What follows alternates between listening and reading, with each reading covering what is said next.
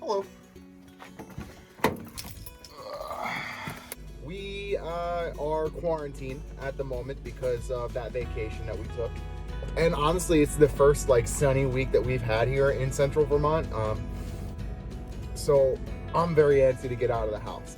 This is a good opportunity for me to break away from Hannah and kind of talk to you guys one-on-one and give you kind of my side of our love story, I guess. I'm gonna take a drive to one of my favorite places. Let's see what happens.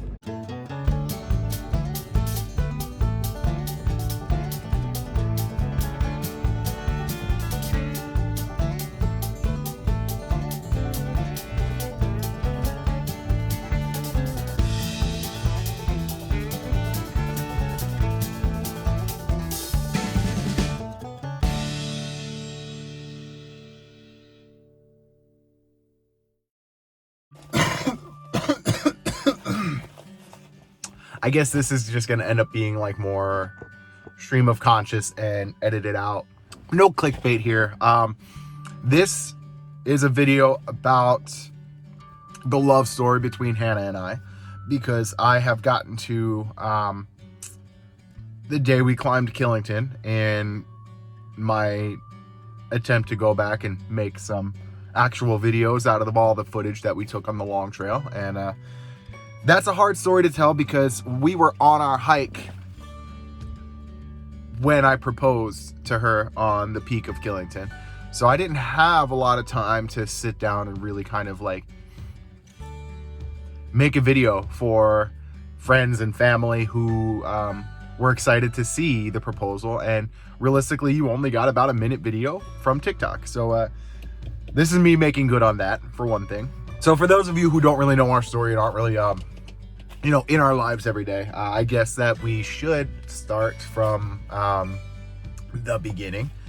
I was hiking the Appalachian Trail. Hold on, let me redo that. I was hiking the Appalachian Trail in 2019. Drink.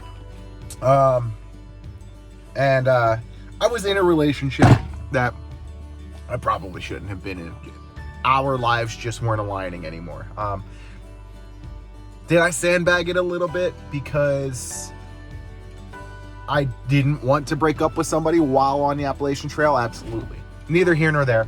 About halfway through the trail, I had started using Tinder. Matt and I met on Tinder. And we're getting married. I feel like that's kind of an anomaly. You get on Tinder and you try to match with people, and potentially the hope really there is that you're going to match with somebody who lives near a town or a road that you're going to be crossing soon. And it's kind of twofold where you can you get the hookup that you're looking for or whatever, but you also get a bed for the night and potentially a shower, maybe an opportunity to do some laundry and get some food. I viewed Tinder as a game. It was, swipe left, swipe right, for whatever reason. Sometimes it was looks, sometimes it was something in their profile made me laugh. Sometimes it was just because I knew them and it would make it awkward. I'd been single for about 4.5 years, maybe a little bit longer. And I really enjoyed my time, like not having the responsibilities and expectations that can come with a relationship. And quite frankly, Tinder was a great place to find a hookup. In the meantime, young people having fun, what can I say? I was having a lot of issues with the relationship back home, and the timeline wasn't syncing up for me and my tramily to continue hiking the mileage that we were, and for me to get home in the time frame that the girl that I was seeing was expecting me home. I broke off from my tramily and I started hiking by myself. I hiked through Vermont in, 4 or 5 days. Vermont was tough for me mentally because it became harder. I started pushing myself bigger days, I started pushing myself less time off. I got into Hanover, I believe. I can never remember the name of the town that Dartmouth is in, and I'm pretty sure it's Hanover. I got into the first town in New Hampshire. I was broken. I needed to take that day off, but it didn't suit my timeline. At that point, I had to push 25 miles a day.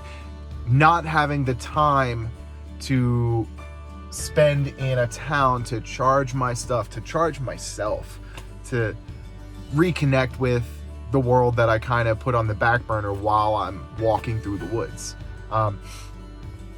So that started to get to me. Wasn't going to be able to finish the trail in the time that we had decided I was going to finish the trail. And on my end, I was fine with that. I didn't care. I had already decided that all plans were thrown out the window. I first went on that trail to do it in 100 days, and this was probably day 100 at this point. Like, I had decided that I had no ambitions to put that hike in a box anymore. I did not want to cut anything off from that hike anymore. It was that moment where I realized that that relationship had to end. He looked like he was an active person. He had very obviously a sense of humor based on what he put, that he was hiking the miles that most people only talk about. And he was very attractive, is very attractive. Good catch. I matched with this girl on Tinder and didn't think anything of it. In fact, Tinder was a joke for me at this point. I had put in my profile, like, I put my Snapchat name and said, like, you know, send me cleavage pics or something like that. He said, I don't remember who said hey first, but we literally only said hi to each other in the evening. And then I didn't hear anything back until the next morning. Well, because he had put his Snapchat handle in there, I sent him a snap. And I sent him boobs. So that's how he woke up the next morning. And that started our conversation. We went back and forth with it. And then I found out that he was hiking the Appalachian Trail. And my brain immediately switched from, oh, this could be someone fun to talk to. It could be someone to have a hookup with. Like any of those things, all out the window. And I went into it thinking, at this point, Mama Bear. I'm going to crew him for a day. I'm going to get him good food. I'm going to get him a dry bed, a hot shower. It had rained the entire month. Well, not the entire month. The entire time he had been in Vermont. I think he was in Vermont for 5 days, and it rained for 4 of them. And not just like a little sprinkle here or there, but like downpour. And so I wanted him to have a good experience in Vermont. I wanted him to be able to continue on where he was going in a positive manner. Come to find out his trail name was Posy, so that's kind of funny. And so we went back and forth, and I was like, hey, how far are you from this trailhead?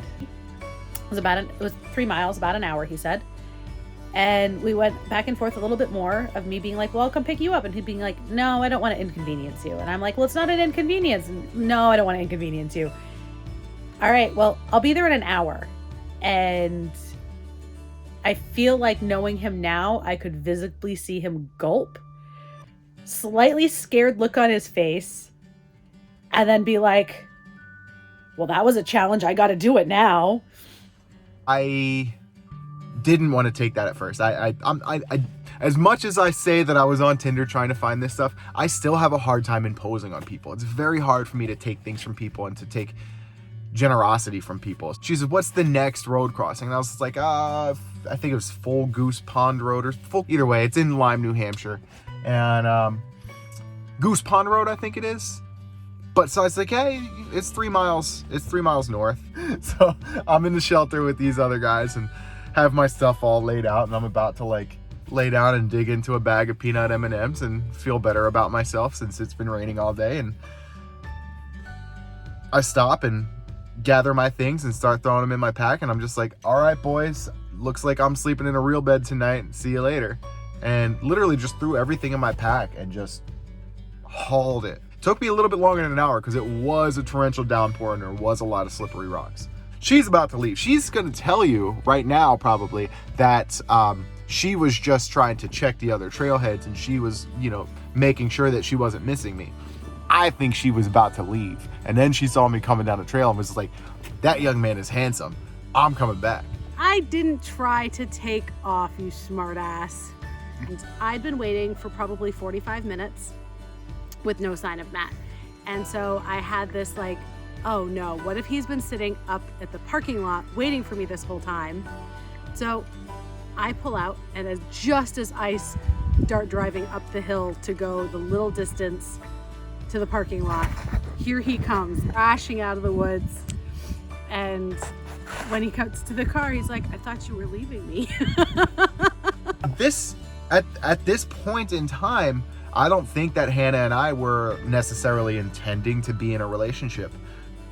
I picked him up, brought him to my favorite bar, Babe's Bar. We had a couple of drinks, and he disappears to go use the bathroom. He comes down from the bathroom, and he comes and sits down at the bar next to me, and he goes, they do movie nights? And I'm like, yeah. He's like, it's movie night tomorrow night. Yeah. They're playing my favorite movie. Yeah. I mean, you're welcome to stay for tomorrow night if you really want to watch the movie. And he's like, I might. And I'm like, well, what was the movie? Because I hadn't paid any attention at this point. Brokeback Mountain. Yep. It's a great love story. So he stuck around for Monday night for Brokeback Mountain. So before this, so we leave the bar, we get back to my place, and I show him, you know, bed, couch, how to work the TV, gave him some towels, soap, whatever, showed him where the bathroom was, and then was like, all right, I'm going to my brother's for dinner, see ya. And left him here for several hours. He stayed 3 nights. It was originally going to be a pick him up on Sunday, drop him off Monday morning on my way to work. And I finally had to kick him out, saying, because at this point in time, we've actually like realized that we're into each other, and not just like sexually, not just in a hiker way. Like we actually think this could potentially go somewhere.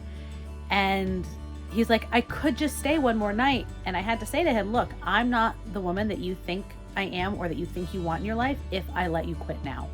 He had already hiked a huge amount of miles. 1,200? More than 1,200. There's 500 miles left at the top. So 1,700 miles, approximately.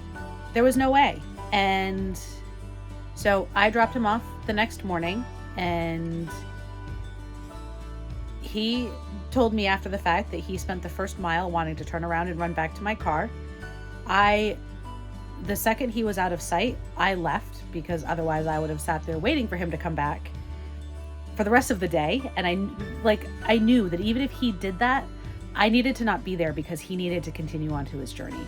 I think we both kind of realized that we enjoyed spending time together. So we made the arrangements for me to hike on for another week, and then she would pick me up again and we'd spend some more time together. And we ended up doing that a couple times through the trail. And we really didn't have any plans to see each other for 2 weeks, because I had stuff going on, he had to hike, and we found ways between then and the end of his hike to see each other every weekend except the last weekend before he summited Katahdin. And that was only because I was taking 2 days off from work to go meet him in Maine to hike Katahdin with him, and that was midweek. So the longest we went from the time we met was a week and a half without seeing each other. And go ahead, I see that face. I said, whoa. And then she actually summited Katahdin with me. So immediately after Katahdin, we summited Katahdin. I finished the Appalachian Trail. I didn't even bother going back to Jersey. Our relationship blossomed from there, I guess. You know, the rest is kind of history. We've documented some of the stuff that we've been through, and you know, we do a lot of adventures together. And I found somebody who pushes me when I need it, and knows when to stop pushing me as well, which is phenomenal. It's incredible. Yeah, you guys know that I went through my kind of really dark period. I was drinking again, and I gained a lot of weight. I got really depressed, and I went through a lot of things, and Hannah was there the entire time. And ultimately, Hannah was the one that nudged me in the right direction to take better care of myself. Matt had been drinking. Matt has historically had a problem with drinking and has had times where he's completely fine with it and other times where he's not. And this was one of those times where he wasn't. And it was a real problem. And we both said some very not nice things to each other. But at the end of it all, I think it was probably the final thing that I said to you that night before, like, we calmed down enough to go to bed. And that was, if this doesn't change, if this doesn't stop, I'm afraid that I'm going to lose you, and not just breaking up or ending our relationship, that he was going to do something harmful to himself. It pretty much stunned him into silence. And we had a little bit more back and forth before we went to bed, but that, you know, was more than a wake-up call for him. I don't know how much you remember of that night. Like, one of the things that you threw in my face, you were just like, do you know that I'm planning to marry you? And you tried to, like, throw it, you know, and then, you know, well, why would you want to do that? And, like, you tried to, like, throw everything at me to get me to walk away, because you don't feel like you're worth it. You don't feel like, in that moment, and it was one of those things that, like, you were trying to come up with anything and everything to push me away. You were drunk. You were beyond drunk. And I was afraid of losing you, not only in my life, but in your life. I don't know if you would have heard me the same way if we had sat down and had a calm and collected conversation. I think you would have blown it off. You know, there was no ultimatum made. There was no kind of toxic behaviors with, like, yeah, it was simple, wholesome, kind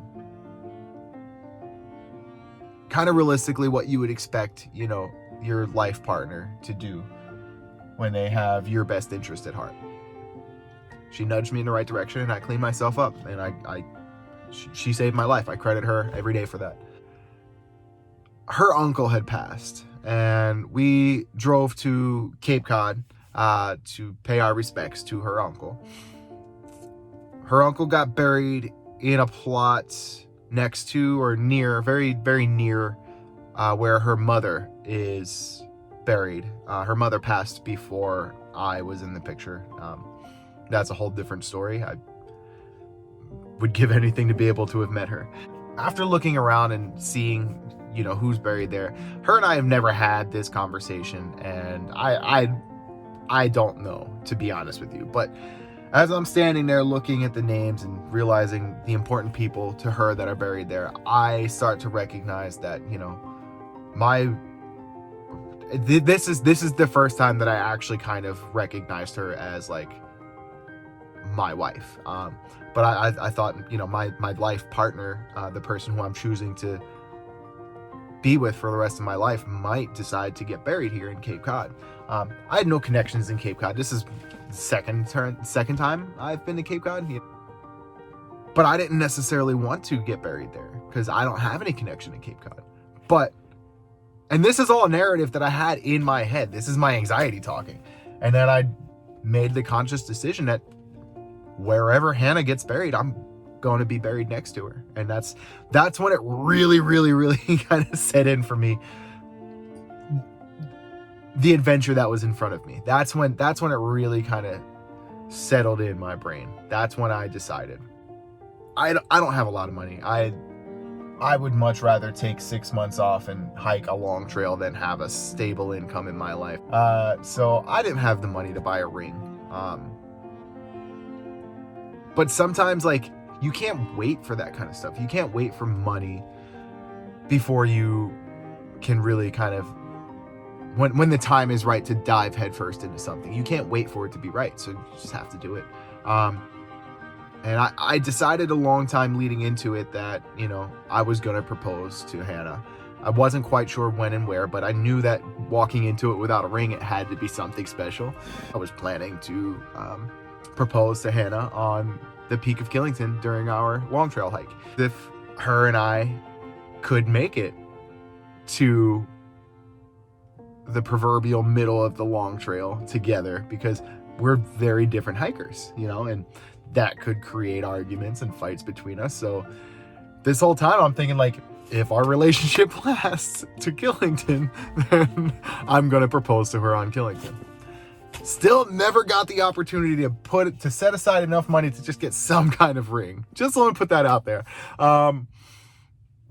So we packed our things for the long trail. We drove to her dad's house, and her dad was giving us a ride down to the start of the long trail. I had to have the conversation with them, with Hannah's dad and her stepmom. So Hannah parks the car up, and as she's up there, that's when I finally just kind of pulled them inside and said, like, hey, this is my intention. Here we are. Both of them immediately hugged me. There was no conversation there about like my intentions or, you know, anything like that. Once again, another thing that kind of solidified to me that I'm making the right decision. I'm writing in trail registers. I'm going to do it, you know, anytime she's ahead of me, so I know she's not going to see it. You know, I'm talking to people, friends that I'm making along the trail. I'm, you know, letting them know kind of like on the hush hush. So like at this point, you know, people are expecting it to happen. So we wake up on this day. We had just had an issue with Bobcat outside of our tent. Like, we were a little bit worried about that Bobcat. Beautiful day to hike, wonderful day to hike. So we marched our way to what was that? Governor Clement Shelter, which is at the bottom of the south approach on the Appalachian Trail and Long Trail towards Killington. That's when I decided, like, okay, I'm gonna at least try to film whatever happens next for the rest of my day. Like, I'm gonna try and, you know, get some of this on film. So here's what I got from that. I'm Killington. What happened to the singing? Well, they're not singing in the song right now. We just started our climb up Killington. She doesn't know it yet, but I'm gonna ask her to marry me tonight on Killington Peak. Haven't quite decided when exactly I'm gonna do it. I don't necessarily have a ring, but we're not really the kind of couple where that's an important thing. So I think it's gonna go off. And there she is, coming up Killington, not realizing that she's gonna have to spend the rest of her life trying to catch up to me. So I kind of changed my mind on the ring thing. I just ripped a piece of my paracord. I'm gonna tie that into a little knot, turn that into a ring, and it's a perfect little hiker trash ring. So we're almost halfway up, and we're making good time. So I think we're gonna have a pretty good evening. How was it?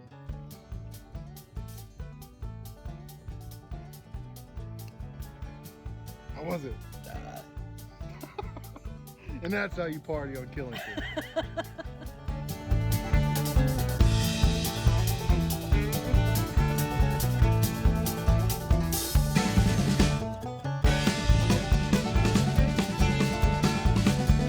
I don't know if you can see,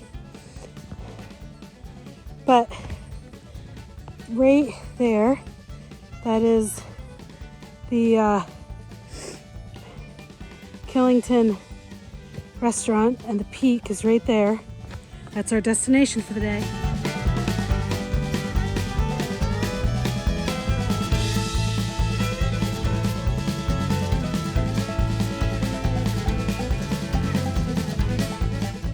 I know this video isn't going to show how steep this is, but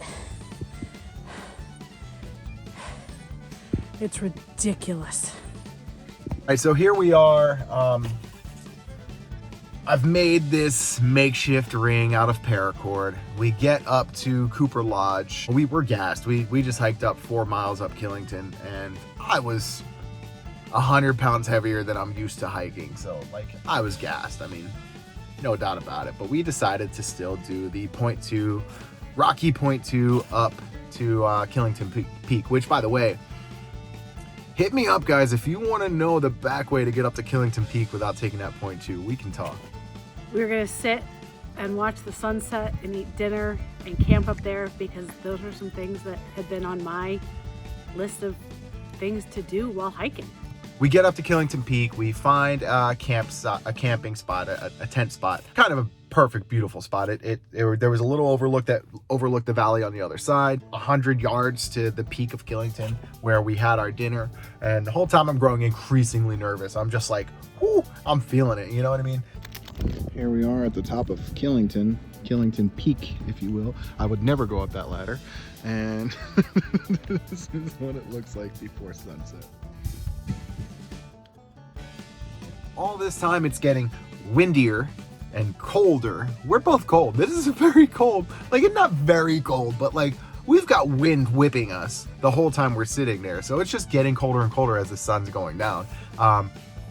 So like, I gotta make my move at some point, you know, but we're both just kind of sitting there, you know, cuddled up, watching the final bits of sunset on the peak of Killington. She loves sunsets. Also, I should tell you that Killington is mile 98.2 on the long trail. One of our things is that, like, when she says I love you, I say how much, and she says 99.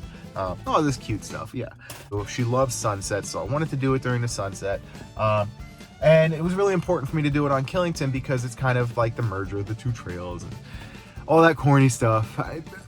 I do get sentimental. I just don't talk about it all the time.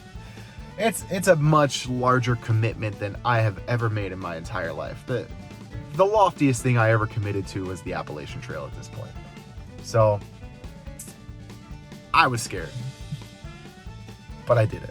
Sitting watching the sunset, and I was sitting between Matt's legs, and you know, nothing, you know, really seemed any different or out of the ordinary for how we'd been the whole hike. And all of a sudden, his arm snaked around, and he asked me to marry him. And Hey, where are we?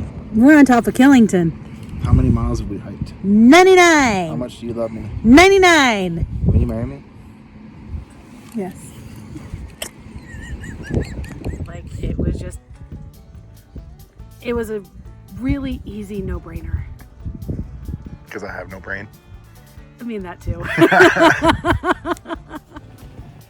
And that dummy said yes. She's stuck with me now. Who are we together? Well, you're a pain in the ass. I agree with that. Yep. I mean, actually, that really has nothing to do with whether we're together. You're just a pain in the ass in general. Who we are together is people who make each other stronger and more confident, to be the person beside us, behind us, or even leading the way when things are challenging, when things are tough, to try something new. And the person to be the biggest cheerleader that we have in our corner. And as much as that's a part of our future, it's a part of our present and a part of our past. Like, it's what has brought us. I decided to set roots here in central Vermont. You know, I'm and I might be dipping into my wedding vows a little bit here, but like, I'm not just marrying her, you know, she has a strong network of incredible people in her life. I'm marrying them too, you know. I run from things a lot, and I've never quite felt like I had roots, even when I'm back in Jersey. I never really felt like I had roots in Texas. I feel like I have roots here. I feel like if Hannah and I ended today, I would still have lifelong friends out of this relationship, and I think that's really important to me. I chose the partner in my life that makes me the best me. So I'm really happy about that.